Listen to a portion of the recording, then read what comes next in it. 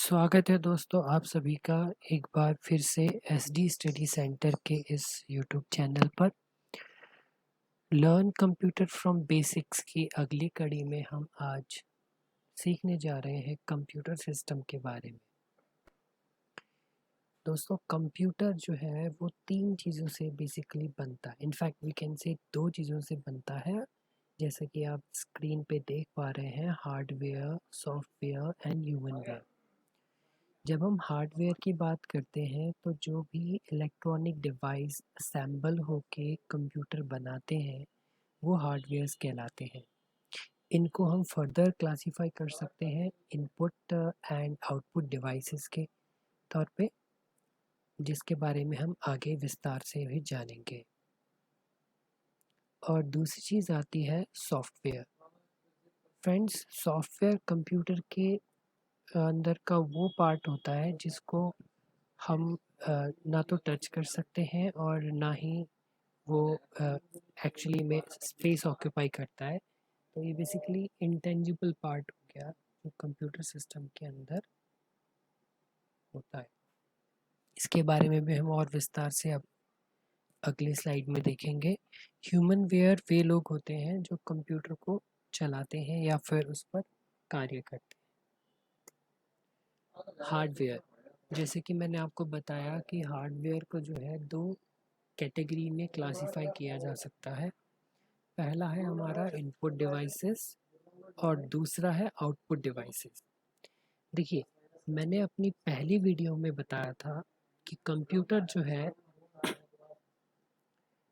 Data को process करता है बेसिकली।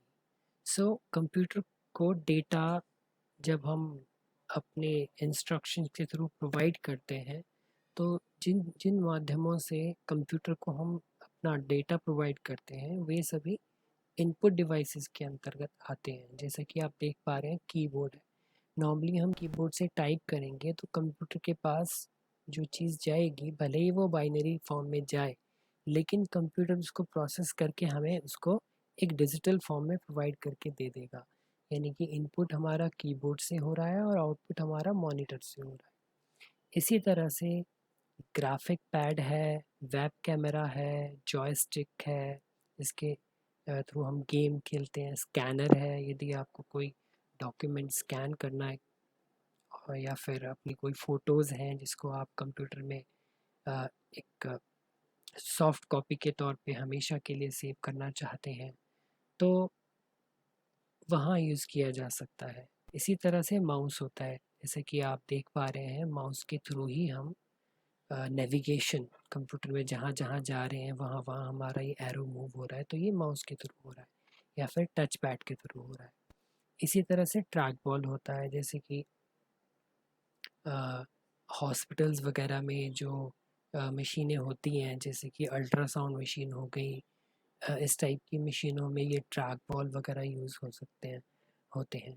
और next thing is digital camera, microphone, जिसके थ्रू हम अपनी आवाज़ को रिकॉर्ड कर सकते हैं कंप्यूटर के अंदर। ये हमारे सारे के सारे इनपुट डिवाइसेस के अंतर्गत आते हैं। इसी प्रकार के से हमारे पास है आउटपुट डिवाइसेस। आउटपुट डिवाइसेस में अब जो भी हमने इंस्ट्रक्शन दी है वो कंप्यूटर हमें उसका आउटपुट देगा। जैसे अगर हमने प्रिंट किया है तो डॉक्यूमेंट हमारा प्रिंट होके दे देगा, तो ये प्रिंटर हमारा आउटपुट डिवाइस हो गया। इसी तरह से जब हमने वॉइस रिकॉर्ड करी है तो वॉइस को सुनने के लिए हम स्पीकर लगाते हैं, तो वो हमारा आउटपुट डिवाइस हो गया। तो इसी तरह से बहुत सारे हमारे आउटपुट डिवाइसेस होते हैं जिनके थ्रू हमें कंप्यूटर आउटपुट प्रोवाइड करता है।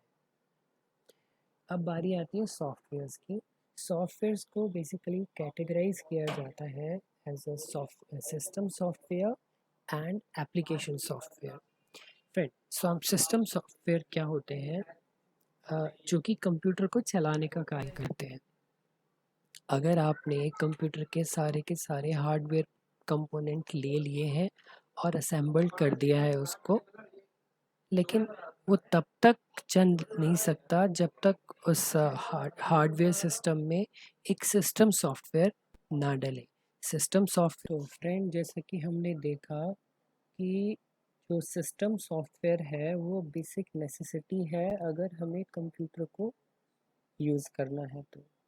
इसको हम कंपेयर कर सकते हैं एक ऐसा प्लेटफॉर्म जिस पर कंप्यूटर चलता है, या फिर आप कह सकते हो कि यदि कंप्यूटर जो है रेल है, यानी कि ट्रेन है, तो उसको चलने के लिए क्या चाहिए? रेलवे ट्रैक चाहिए।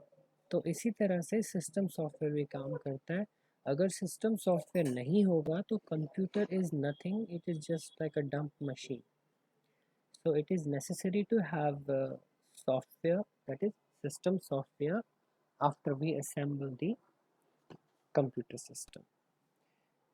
Further to this, इसके आगे अगर हम बात करें तो इनको हम ऑपरेटिंग सिस्टम के नाम से भी जानते हैं, और ये साधारणतया दो रूप में आपको मिलते हैं. एक होता है हमारा character user interface based operating system, and दूसरा होता है ग्राफिकल यूज़र इंटरफेस. और जो मोस्टली यूज्ड ऑपरेटिंग सिस्टम है वो है माइक्रोसॉफ्ट का विंडोज़ सीरीज़. इसके कई सारे वर्जन्स आ चुके हैं मार्केट में. जब ये आना शुरू हुआ था तो Windows 98, then millennium, Windows XP, Windows Vista, Windows 7, Windows 8, Windows 10, ये बहुत सारी वर्जन्स हैं. अभी जो लेटेस्ट है वो विंडोज़ 10 है. अब यहाँ पे थोड़ा सा ये हम समझते हैं कि ये CUI और ये GUI ये दोनों क्या टर्म है. देखिए, CUI यानी कि कैरेक्टर यूज़र इंटरफेस, इसमें क्या होता है कि जो ऑपरेटिंग सिस्टम होता है हमारा वो केवल और केवल अल्फ़ाबेट्स को ही एज एन इनपुट लेता है. यानी कि एक ब्लैक सी विंडो आएगी. इसका बेटर एग्जांपल मैं आपको देता हूँ. जैसे यदि आप रेलवे काउंटर पे गए हो, वहाँ पे उनका टिकटिंग सिस्टम, बुकिंग सिस्टम देखा हो, तो वहाँ पे आप नोटिस करेंगे कि एक ब्लैक सी विंडो आती है, लेकिन उसकी खासियत ये होती है कि बहुत फास्ट चलती है, और उसमें जो भी कमांड्स हम देते हैं उसके थ्रू टिकट निकाल लेते हैं. ना कोई पिक्चर होती है उसमें, ना कोई ग्राफिक्स होते हैं, ना कोई कलर्स होते हैं. Just black window, white colour के टेक्स्ट आएंगे सामने और आपने उस पर काम करना है. ऐसा नहीं है कि वो यूज़ नहीं होता, यूज़ अभी भी होता है वो, लेकिन जो मोस्टली यूज़ है आज की डेट में वो ग्राफिकल यूज़र इंटरफेस बेस्ड है. और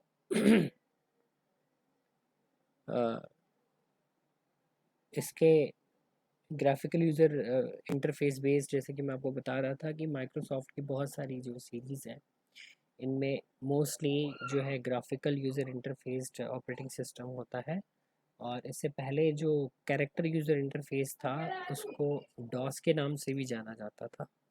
हालांकि और दूसरे कंपनियों के भी हैं इसमें जो ऑपरेटिंग सिस्टम्स हैं जिनका स्पेसिफिक यूज़ है और अभी भी यूज़ होते हैं. वो ज़्यादा सिक्योर्ड होते हैं सिक्योरिटी पॉइंट ऑफ व्यू से, वायरस के पॉइंट ऑफ व्यू से अगर आप देखें तो.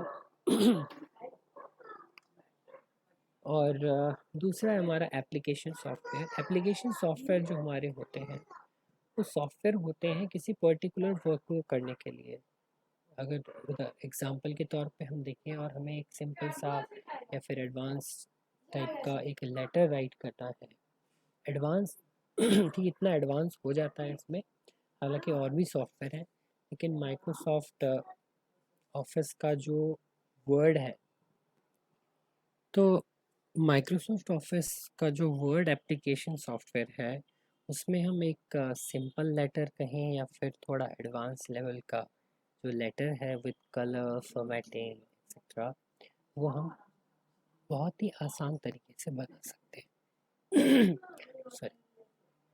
और अगर हमारे पास कोई न्यूमेरिकल डेटा टाइप का काम है तो उसके लिए हम यूज़ करेंगे माइक्रोसॉफ्ट एक्सेल, क्योंकि इसमें कैलकुलेशन बहुत इजी वे में हो जाती हैं और बहुत ही अच्छी तरह से उसको प्रेजेंट भी कर सकते हैं. चाहे तो आप उसके जो भी डेटा है आपका उसके डायग्राम बना सकते हैं एनालिसिस करने के लिए. और एप्लीकेशन सॉफ्टवेयर स्पेसिफिक पर्पस के लिए अलग अलग होते हैं और बहुत सारे होते हैं ये, और इनके बारे में हम आने वाली सीरीज़ में, जो हमारे लर्न कंप्यूटर फ्रॉम स्क्रैच है, इसमें और भी बहुत सारी वीडियोस डालते रहेंगे। तो आशा करते हैं कि आप हमारी वीडियोस को लाइक करेंगे, सब्सक्राइब करेंगे। और हाँ, यदि आपके मन में किसी प्रकार का कोई प्रश्न है तो आप निसंकोच हमारे कमेंट सेक्शन में टाइप करिए। हम आपके सवालों का जवाब देने का प्रयास करेंगे। बहुत बहुत धन्यवाद हमारे चैनल को सब्सक्राइब करने के लिए और हमारी वीडियोस को देख